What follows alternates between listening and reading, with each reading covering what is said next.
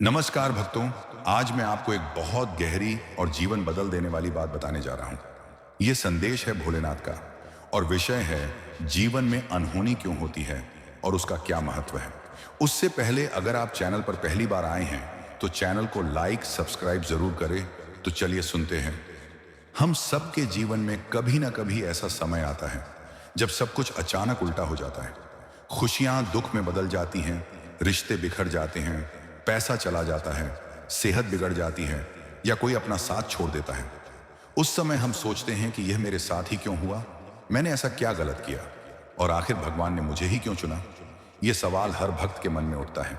भोलेनाथ कहते हैं, बेटा, जीवन में जो कुछ भी होता है वह बिना कारण नहीं होता। कोई भी अनहोनी यूं ही नहीं घटती। हर घटना के पीछे एक संदेश छुपा होता है। जैसे डॉक्टर कभी कभी कड़वी दवा देता है ताकि मरीज की बीमारी ठीक हो सके, वैसे ही जीवन में आने वाली अनहोनी भी हमारे लिए एक दवा होती है। वह हमें तोड़ने नहीं आती बल्कि हमें बदलने और मजबूत बनाने आती है।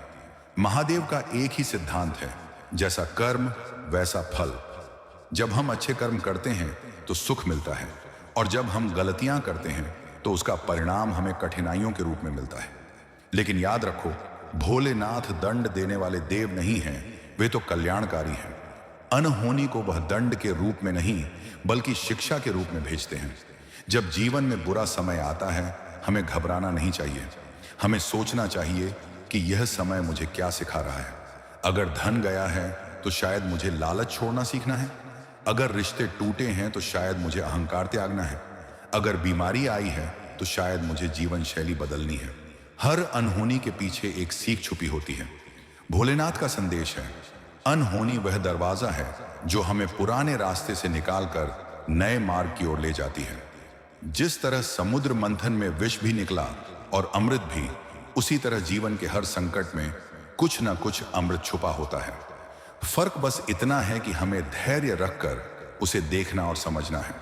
कभी कभी हम सोचते हैं कि हमारा सब कुछ खत्म हो गया, लेकिन बाद में हमें पता चलता है कि वही घटना हमारे जीवन की सबसे बड़ी ताकत बन गई। जैसे लोहे को तलवार बनाने के लिए आग में तपना पड़ता है, हथौड़े की चोट सहनी पड़ती है, वैसे ही इंसान को महान बनने के लिए कठिनाइयों से गुजरना पड़ता है। अनहोनी दरअसल ईश्वर की योजना होती है, जिससे वे हमें और बेहतर और मजबूत बनाना चाहते हैं। एक कथा है, एक भक्त रोज शिवलिंग पर जल चढ़ाता था। उसकी आस्था बहुत गहरी थी। एक दिन अचानक उसका घर जलकर राख हो गया। वह रोने लगा और बोला, हे भोलेनाथ, मैंने कभी आपका नाम लेना नहीं छोड़ा, फिर मेरे साथ इतनी बड़ी अनहोनी क्यों हुई। तभी ध्यान में भोलेनाथ प्रकट हुए और बोले, बेटा, यह अनहोनी तुम्हें दुख देने नहीं आई बल्कि तुम्हें उस मोह से मुक्त करने आई है जो तुम्हें मेरी भक्ति से दूर कर रहा था। तुम्हारा घर जल गया लेकिन तुम्हारी आस्था जलकर राख नहीं हुई। यही तुम्हारी सबसे बड़ी जीत है। यह कथा हमें सिखाती है कि असली भक्त वह है जिसकी श्रद्धा सुख दुख दोनों में एक जैसी रहे। जब सब कुछ अच्छा हो तो भी ओम नमः शिवाय कहो और जब जीवन कठिन हो तो भी ओम नमः शिवाय कहो, क्योंकि महादेव हमेशा अपने भक्तों के साथ हैं, चाहे परिस्थिति कैसी भी हो। भक्तों, अनहोनी से डरना मत, उसे अपना शिक्षक समझो। हर अनहोनी हमें 3 बातें सिखाती है: धैर्य रखना, परिस्थिति को स्वीकार करना और अपने कर्म सुधारना। अगर हम इन 3 बातों को जीवन में उतार लें तो कोई भी कठिनाई हमें हिला नहीं सकती। महादेव कहते हैं, बेटा, जब तुम्हारे जीवन में अनहोनी आती है तो मैं तुम्हें अकेला नहीं छोड़ता। मैं तुम्हारे साथ खड़ा रहता हूं, बस तुम्हें विश्वास बनाए रखना होता है। तुम्हारा विश्वास ही तुम्हें उस अंधेरे से निकालकर प्रकाश की ओर ले जाएगा। तो भक्तों, याद रखो, अनहोनी कोई शाप नहीं है, वह तो भगवान की योजना है। वह हमें कमजोर बनाने नहीं बल्कि और मजबूत बनाने आती है।